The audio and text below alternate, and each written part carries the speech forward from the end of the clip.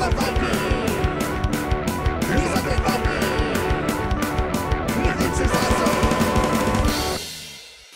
everyone, this is me, the Undead Viking, and this is Act of Treason. Act of Treason is a secret role, deduction, hidden traitor type game for 5 to 10 people, in which each person is a member of the royal court, and one of the people is the heir to the throne. Recently the king has been assassinated or has died under mysterious circumstances, and before the heir can rightfully ascend to the throne, he or she has to remain in hiding until all the traitors within the royal court have been fished out and put to death for their heinous acts against the crown.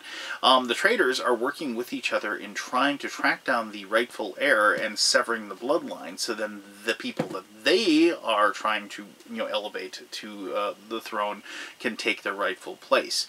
Along the way, everybody else is like a loyal follower of the crown and trying to root out those traitors. Now, each person is going to have like these different cards that are going to be played to enable certain quests to be completed by the crown.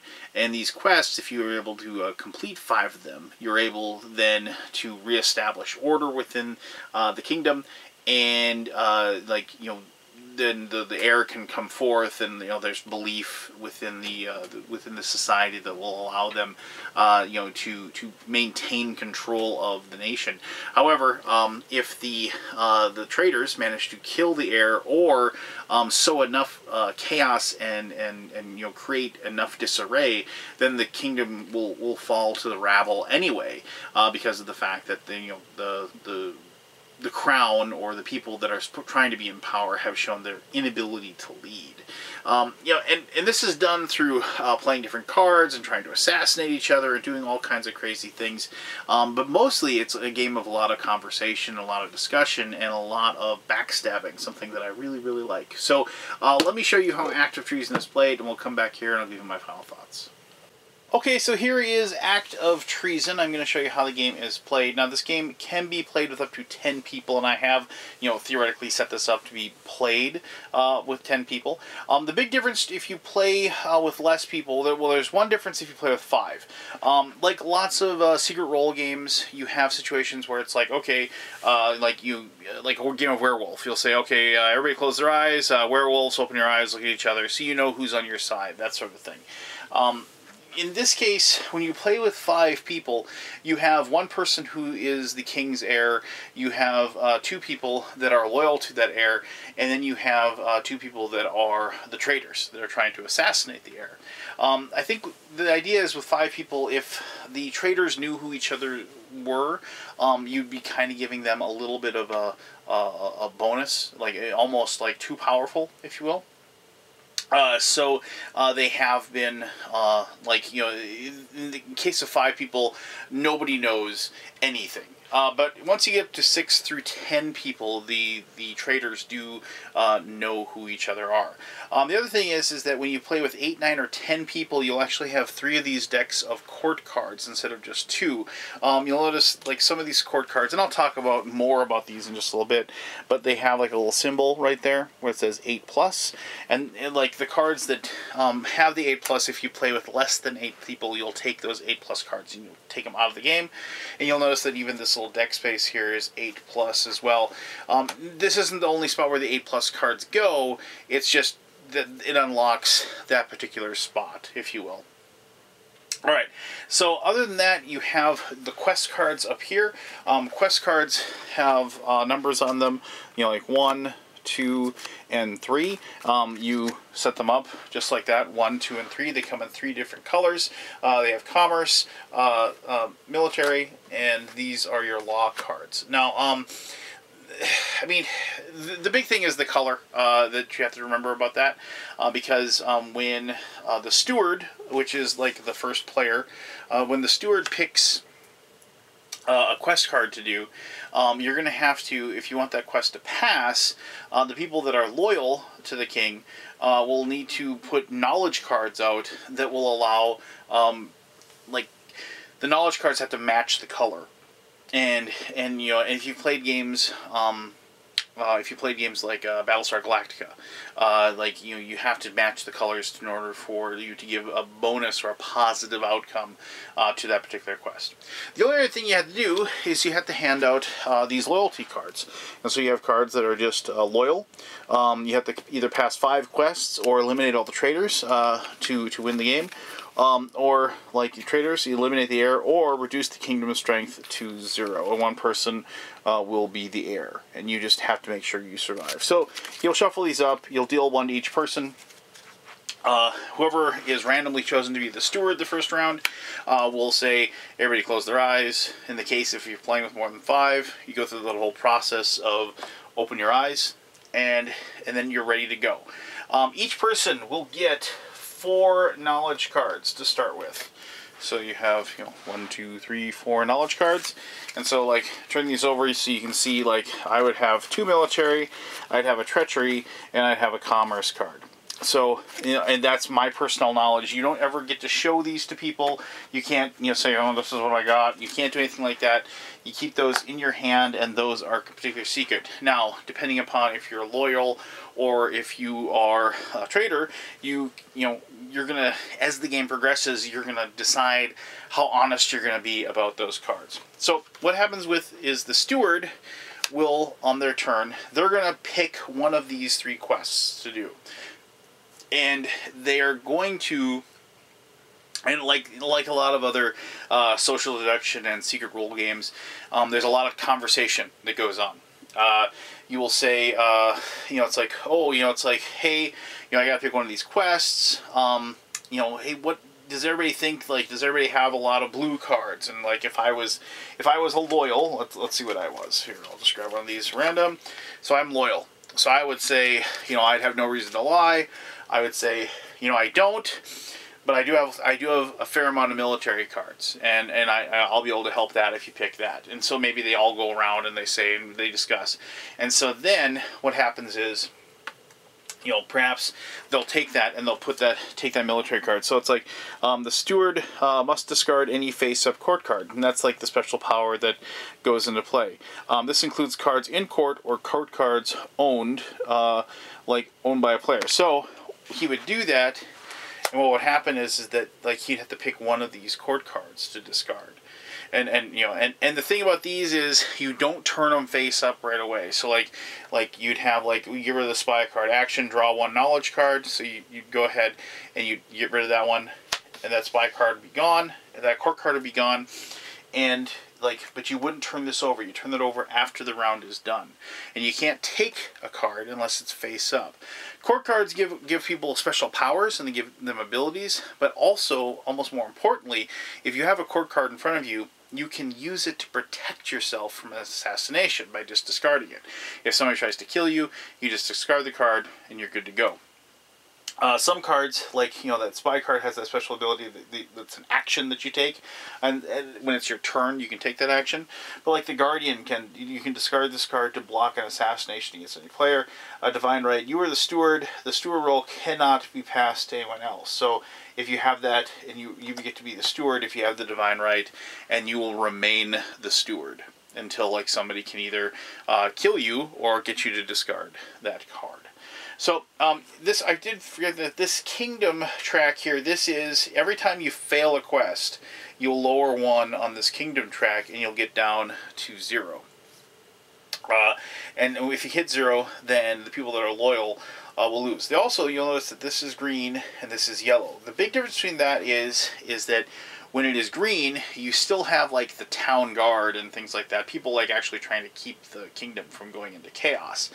And open assassination attempts will result in the person that does the assassination. You'll still assassinate somebody, but you result in the person that did the assassination being arrested and executed for their crime. So basically, you lose 2 people that are playing if you do an execution, if you do an assassination when you're in green. But anyway, regardless, jumping ahead a little bit here.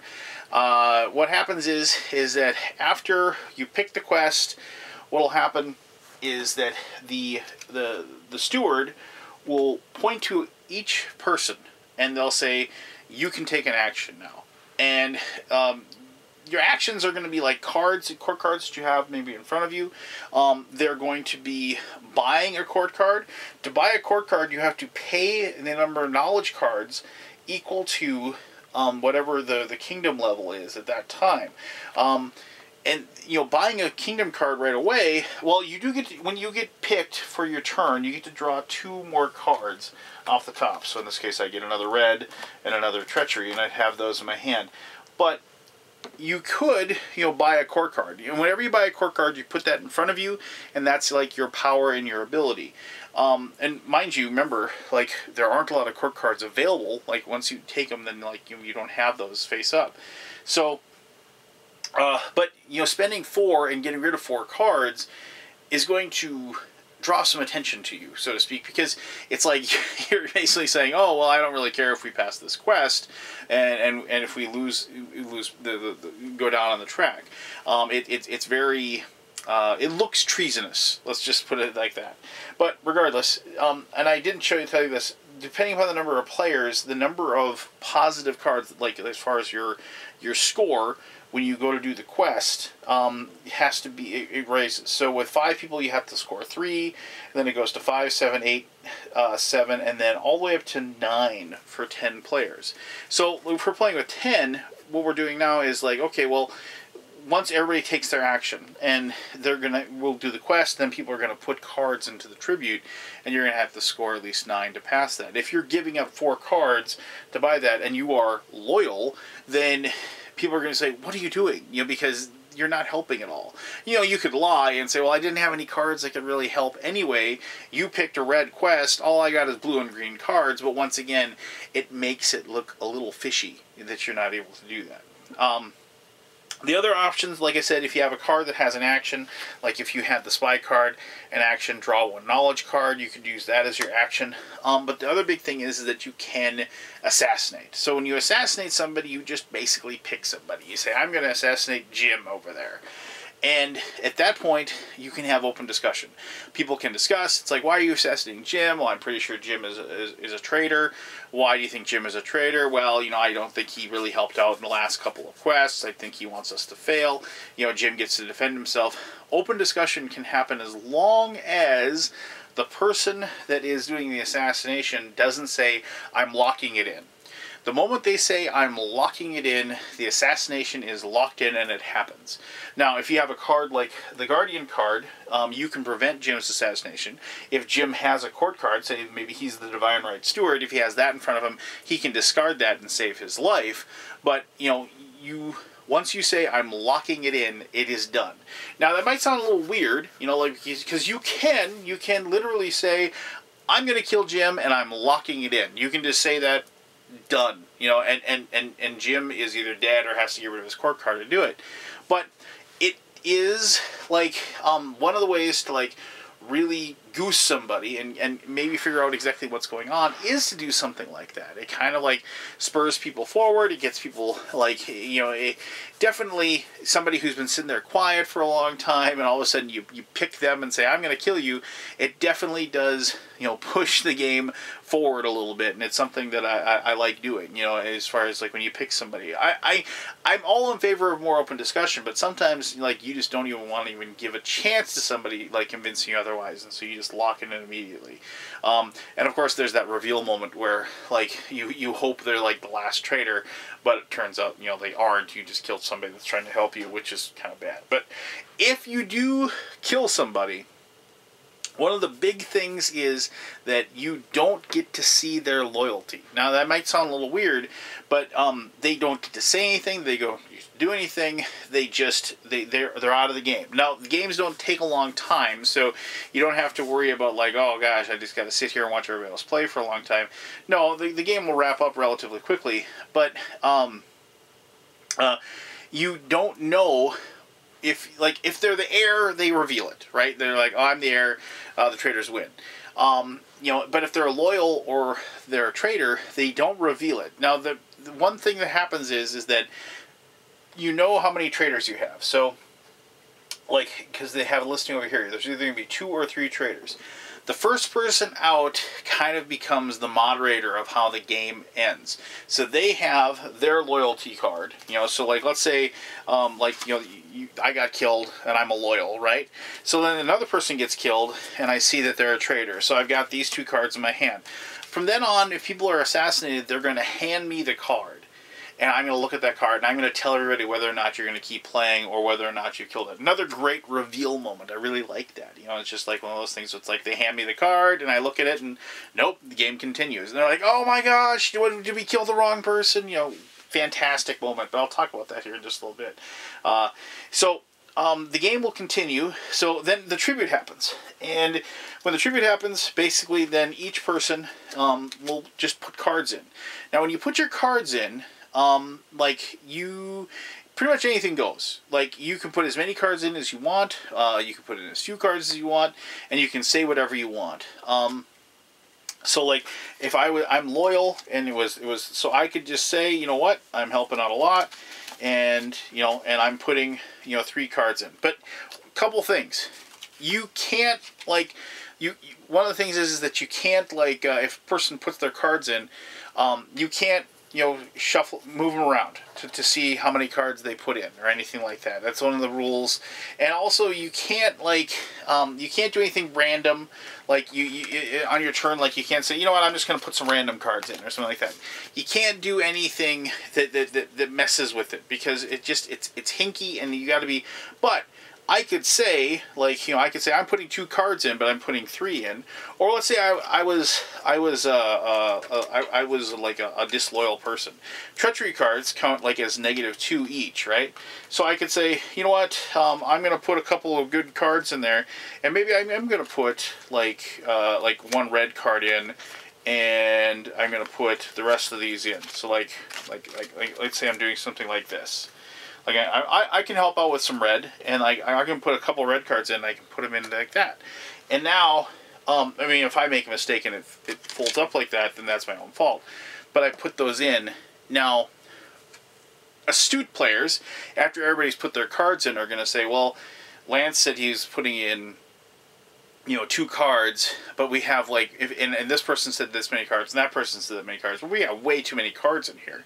So there could be like discrepancies as far as that goes. So another thing. Also, if you have no cards in your hand, like 0, and you can't do anything, I can't put any cards in, you do take 1 card off the top and put it in for anybody that just doesn't have any cards. They can't do anything.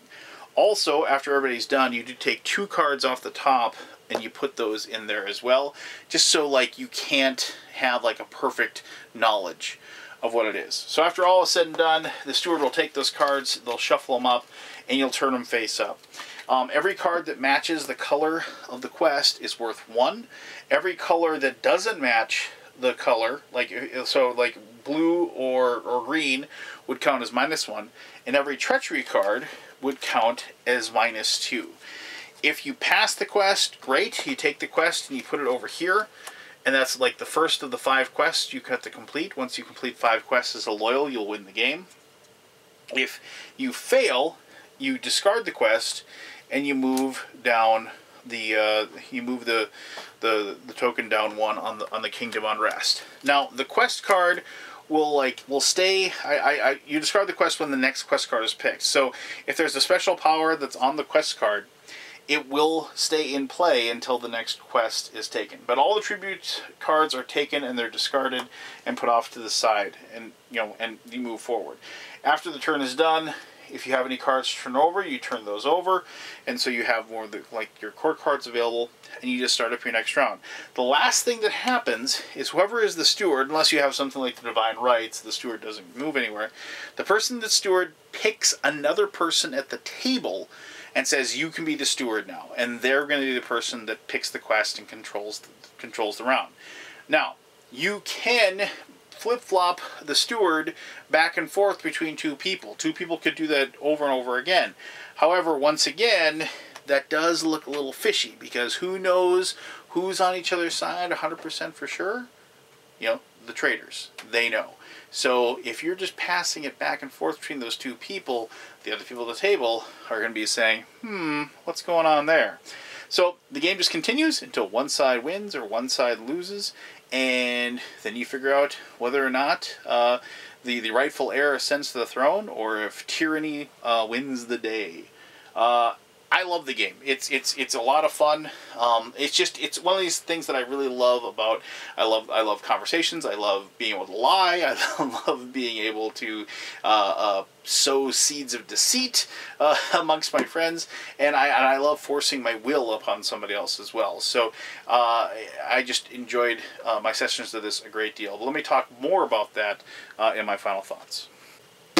Alright, so that is Act of Treason.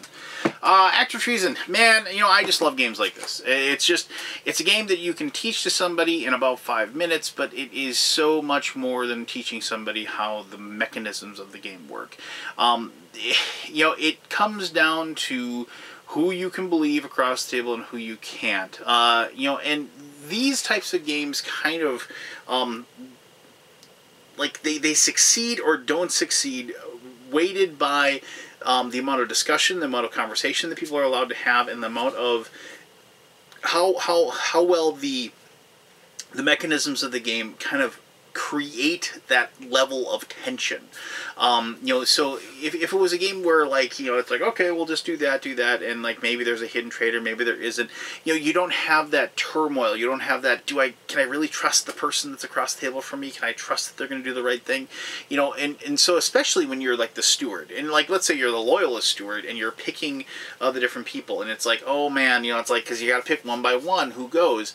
It's like, I can't pick a traitor, right? Because if I pick a traitor, then they're either going to do an assassination, maybe they're going to do something bad, I don't know, and you're going through. But as the traitors, since you're, there's less of you, right? I mean, with 10 players, there's 3 of you kind of working together. It's like you have to pick and choose your moments. You don't want to, draw too much attention to each other. You want to let some other, idiot, basically somebody that's loyal, do something really foolish or really stupid. You have to seize upon those moments of, where you can sow that seed, that insecurity. It's like, well, why did he only play 2 cards? Oh, right, he didn't have any military cards, I bet. Let's just off with his head anyway, and just to make sure, and so it's like one of those things, and you can prey upon those beliefs. But then, of course, if you talk too much, then people are like, you're talking too much. I think you're a traitor, and you start having those back and forths and things like that. And only a traitor would accuse somebody of being a traitor. You're just trying to get me, and there's that I think, you think I think thing going on. Just a lot of fun. Now, there was one thing about the game that I didn't mention. There are court cards that allow you to investigate somebody, that allow you to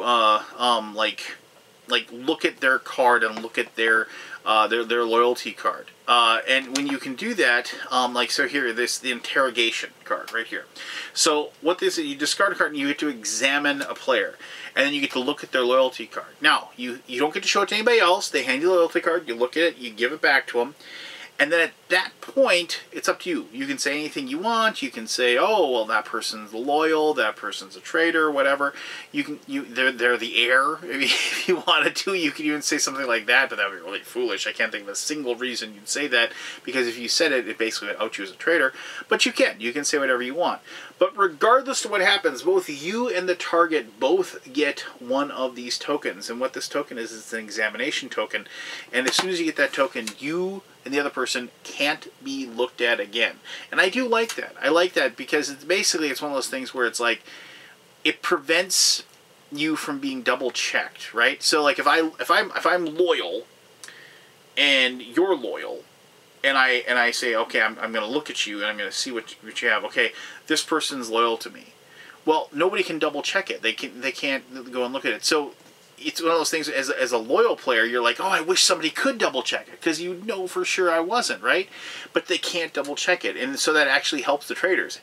Plus, if you're a trader and you look at somebody and they say they're loyal and you say you're a traitor, now you can just say they're a loyal person to the crown. Now you've got that person saying, that person's loyal. He isn't trying to screw me over. He's not a traitor. I can trust that person. And now, that's going to pay dividends 2-3 rounds later. But once again, you get that you think, I think you think situation. But that's the part of stuff that I really, really love. And, bottom line, the best part is that when you assassinate somebody, and you're like, and you get a successful assassination. I'm going to assassinate Bill, and I'm going to lock it in. They hand their loyalty card to the person, and you know you've got 2 of the 3 traitors. You're like, please let it be Bill. And then like the person looks at it, and they're like, the game continues. And like, and you see Bill just shaking their head and looking at you. I mean, that's the stuff that you remember sessions about later, and you're just laughing your butt off about, just like, oh my gosh, you know, how did I make that mistake, kind of thing. So for those reasons, man, Act of Treason is just an awesome game. If you are into this hidden role, secret deduction type of traitor game, this is a very worthy addition to be added to your gaming library, and I strongly suggest you do it. So if you have any questions about it, please ask away. I'll be happy to answer those as best as I can. As always, thank you very much for taking the time to watch this video, and until next time, you have yourself one heck of an awesome day. Alright? Bye-bye.